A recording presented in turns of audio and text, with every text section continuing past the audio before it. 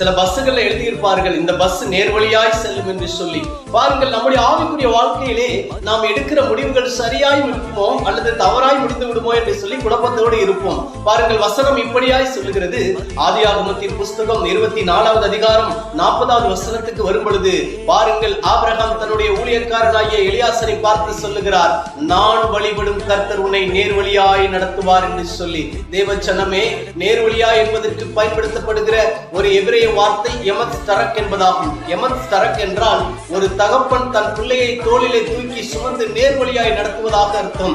தேவச்சனமே, நம்மளையும் கர்த்தர் நேர்வழியாய் நடத்துவார். பாருங்கள், ஆபிரகாமுடைய ஊழியக்காரனாகிய எலியாசரை பாருங்கள், பெயர்சபா வனாந்தரத்தை தாண்டி நாகூரில் உள்ள ஊர் என்கிற எல்லையை சேரும் வரைக்கும், அசீரிய சீரிய எல்லையை சேரும் வரைக்கும், டைகிரிஸ் யூப்ரட்டிஸ் நதிகளை தாண்டும் வரைக்கும் 1100 மைல் கர்த்தர் நடத்தினால் மரண பிரியந்த உங்களை என்னை இயேசப்பா நடத்த